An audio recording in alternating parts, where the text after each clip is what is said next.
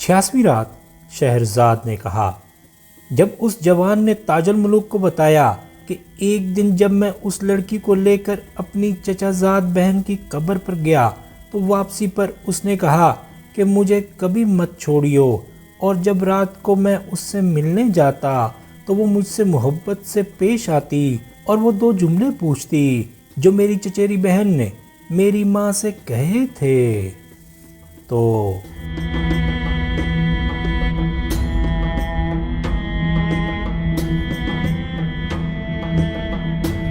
اب میں کھانے پینے اور نفیس کپڑے پہننے اور عیاشی میں خوب مشغول رہتا، یہاں تک کہ میں موٹا تازہ ہو گیا اور سارا رنج و الم جاتا رہا اور میں اپنی چچیری بہن کو بالکل بھول گیا۔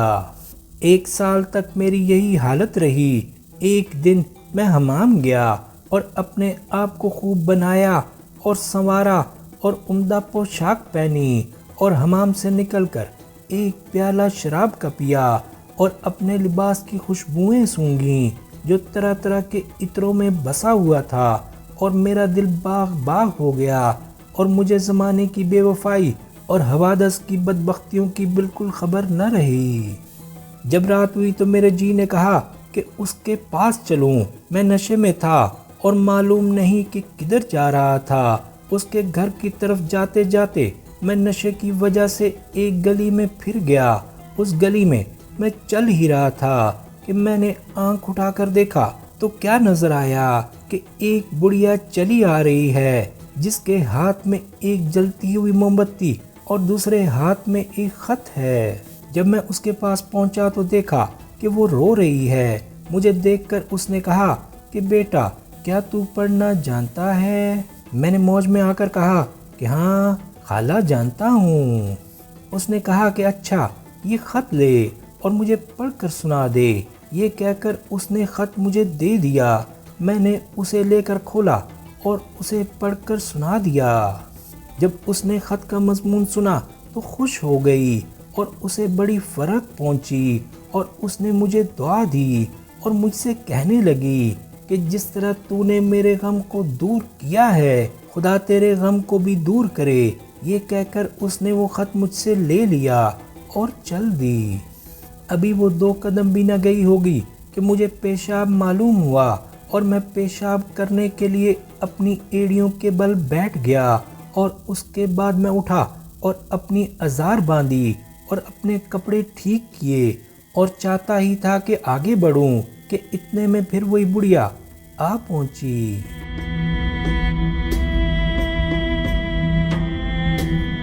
اب اس نے جھک کر میرے ہاتھوں کو بوسہ دیا اور کہنے لگی کہ خدا تیری جوانی سلامت رکھے۔ میں تجھ سے درخواست کرتی ہوں کہ اس دروازے تک چلا چل، کیونکہ جو کچھ تو نے مجھے خط میں پڑھ کر سنایا ہے وہ میں نے اس سے کہا، لیکن وہ میرا یقین نہیں کرتی۔ میرے ساتھ 2 قدم چل کر دروازے کے پیچھے سے اسے یہ خط پڑھ کر سنا دے اور ایک صالحہ عورت کی اپنے لیے دعا لے لے۔ میں نے کہا کہ آخر اس خط کا قصہ کیا ہے؟ اس نے جواب دیا کہ بیٹا یہ خط میرے بیٹے کے پاس سے آیا ہے جو 10 سال سے غائب ہے۔ وہ سوداگری کا سامان لے کر باہر گیا تھا اور ایک زمانے تک واپس نہیں آیا، یہاں تک کہ ہم اس کی واپسی سے نا امید ہو گئے اور ہمیں اس کی موت کا یقین ہو گیا۔ اب ایک مدت کے بعد اس کا یہ خط آیا ہے، اور اس کی ایک بہن ہے جو اس کے غم میں دن رات رویا کرتی ہے۔ میں نے اس سے کہا کہ وہ خیریت سے ہے، لیکن اسے میرا یقین نہیں آتا اور کہتی ہے کہ کسی کو لا کر یہ خط میرے سامنے پڑھوا تاکہ مجھے اطمینان ہو۔ بیٹا تو یہ جانتا ہے کہ محبت کرنے والے بدگمان ہوتے ہیں، اس لیے مہربانی کر کے میرے ساتھ چل اور یہ خط اس کے سامنے پڑھ دے۔ تو پردے کے پیچھے کھڑا رہیو اور میں اس کی بہن کو بلا لاؤں گی تاکہ وہ دروازے کے اندر سے سن لے۔ اس طرح تو ہمارا رنج دور کر دے گا اور ہماری حاجت روائی ہو جائے گی۔ دیکھ میں تیرے پاس آئی ہوں، مجھے محروم مت کر۔ میں نے کہا کہ بصر و چشم۔ اب وہ آگے آگے چلی اور میں پیچھے پیچھے ہو لیا۔ यहाँ तक कि मैं एक बड़े और खूबसूरत मकान के दरवाजे पर पहुंचा जिसके ऊपर पीतल के पत्थर जड़े हुए थे। मैं दरवाजे के पीछे रुक गया और बुढ़िया ने उस लड़की को आवाज दी। अभी मेरे होश भी दुरुस्त न होने पाए थे कि एक लड़की तेजी से और खुश खुश आ पहुंची। वो अपना पाजामा घुटनों तक चढ़ाए हुए थी और मेरी नज़र उसकी पिंडलियों पर पड़ी, जिनको देखकर अक्लो नज़र दोनों हैरान और परेशान हो गईं। उन दोनों पिंडलियों पर जो मरमर के स्तूनों की तरह थीं, सोने की पाजेबें जिनमें जवाहरात जड़े हुए थे और भी सोने पर सुहागे का काम कर रही थीं। उसकी कमीज की आस्तीनें बगल तक चढ़ी हुई थीं और उसकी दोनों बाहें बरहना थीं और मेरी नज़र उसकी गोरी गोरी कलाइयों पर पड़ी और मैंने देखा कि उसके पहुंचों में 2 जोड़े कंगन पड़े हैं जिनके कुफल बड़े बड़े मोतियों के हैं और उसकी गर्दन में कीमती हीरों का एक तोक है। उसके कानों में मोतियों की बालियां और सर पर एक नई झालर जिसमें कीमती नगीने जड़े हुए थे। उसने अपनी कमीज का दामन नेफे में अड़स लिया था, गोया कि वो किसी काम में मशगूल है। मैं उसे देखकर हैरान रह गया क्योंकि वो चमकते हुए सूरज की तरह थी।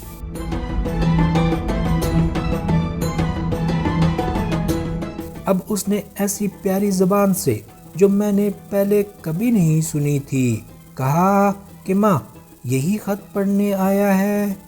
बुढ़िया ने जवाब दिया कि हाँ, और लड़की ने ख़त को मेरी तरफ बढ़ा दिया। उसके और दरवाजे के दरमियान 2 गज का फासला था, इसलिए इधर से मैंने भी हाथ बढ़ाया ताकि उसके हाथ से ख़त ले लूं और अपने सर और कांधों को दरवाजे के अंदर कर लिया ताकि उसके करीब होकर ख़त सुनाऊं।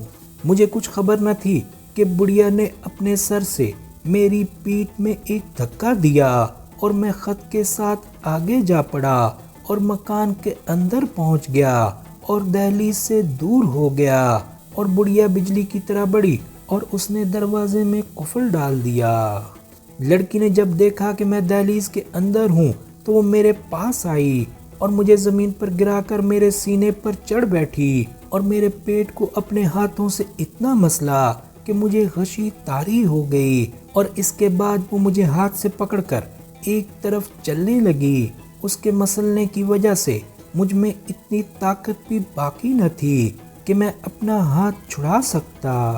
बुढ़िया मोमबत्ती लिए आगे आगे चली और लड़की मुझे लिए पीछे पीछे, यहाँ तक के 7 दहलीज़ें तय करने के बाद वो मुझे एक बड़े कमरे के अंदर ले गई जिसमें 4 बड़े बड़े चबूतरे थे।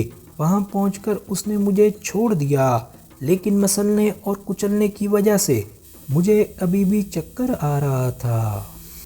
अब मैंने देखा कि सारा कमरा बेहतरीन मरमर का बना हुआ है और तमाम फर्श रेशम और अतलस का है, हत्ता के तकिए और चटाइयों पर भी रेशम चढ़ा हुआ है और वहाँ 2 चौकियाँ तांबे की पड़ी हुई हैं और सुर्ख सोने का एक तख्त जिसमें मोती और हीरे जड़े हुए हैं और बहुत सी दूसरी कुर्सियाँ पड़ी हैं।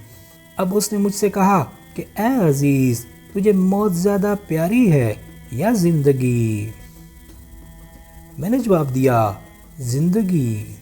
उसने कहा कि अगर तुझे ज़िंदगी ज़्यादा प्यारी है तो मेरे साथ शादी कर। मैंने कहा कि मैं तुझ जैसी लड़की से शादी नहीं करूँगा। उसने कहा कि अगर मुझसे शादी करेगा तो बदजात वलीला की बेटी से महफूज हो जाएगा।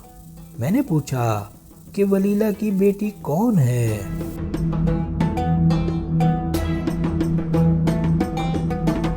उसने हंसकर जवाब दिया कि वही जिसकी सोबत में तुझे आज 1 साल और 4 महीने हो चुके हैं। खुदा उसे तबाह करे और उसे और ज़्यादा मुसीबत में गिरफ्तार करे। खुदा की कसम, उससे ज़्यादा फरेबी आज इस दुनिया में कोई नहीं। उसने तुझसे पहले कितने ही आदमियों को कत्ल कर डाला और कैसे कैसे बुरे काम किए। तू उसके हाथ से किस तरह बच गया, हालांकि तू इतनी मुद्दत से उसके साथ है। ना तो उसने तुझे कत्ल किया और ना कोई नुकसान पहुंचाया। جب میں نے اس کی یہ باتیں سنی تو مجھے بڑا تعجب ہوا اور میں نے کہا کہ اے میری آقا، تجھے اس کا حال کس طرح معلوم ہوا؟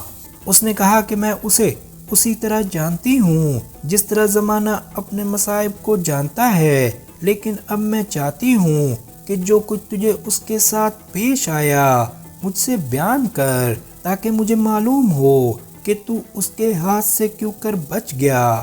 اس پر میں نے اپنی ساری سرگزشت جو اس کے اور اپنی چچیری بہن عزیزہ کے ساتھ پیش آئی تھی بیان کر دی۔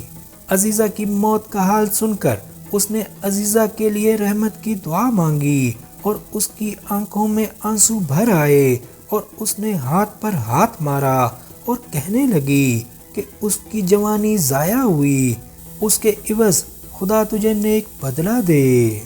اے عزیز، وہ خود تو مر گئی مگر بدذات ولیلہ کی بیٹی کے ہاتھ سے تجھے بچا گئی۔ اگر وہ نہ ہوتی تو مر چکا ہوتا، مگر میں ڈرتی ہوں کہ وہ اپنے مکر و فریب سے تجھے تباہ نہ کر دے۔ میرا دل بھرا ہوا ہے مگر میں زبان سے کچھ نکال نہیں سکتی۔ میں نے کہا کہ خدا کی قسم، یہ ساری باتیں پیش آ چکی ہیں۔ اس پر وہ اپنا سر ہلانے لگی اور اس نے کہا کہ عزیزہ کا مثل آج دنیا میں ناپید ہے۔ میں نے کہا کہ مرتے وقت عزیزہ نے یہ وصیت کی تھی کہ میں اس لڑکی سے محض یہ 2 جملے کہوں، وفا خوب ہے اور بے وفائی نامرغوب۔ یہ سن کر اس نے کہا کہ اے عزیز، واللہ یہی 2 جملے ہیں جن کی وجہ سے تو بچ گیا اور اس نے تجھے قتل نہیں کیا۔ اب مجھے اس کی طرف سے اطمینان ہے کہ وہ تجھے ضرر نہ پہنچائے گی اور تجھے قتل نہ کرے گی۔ تیری چچیری بہن نے زندگی میں بھی اور مرنے کے بعد بھی تجھے بچا لیا۔ میں ہر روز تیرے آنے کی تمنا کرتی تھی مگر تو آج سے پہلے کبھی میرے ہاتھ نہ لگا اور میں نے دھوکہ دے کر تجھے بلوا لیا۔ تو ابھی ناتجربہ کار ہے اور عورتوں کے فریب اور بڑیوں کے مکر سے بے خبر۔ اب شہرزاد کو ثبوتی دکھائی دی اور اس نے یہ کہانی بند کر دی۔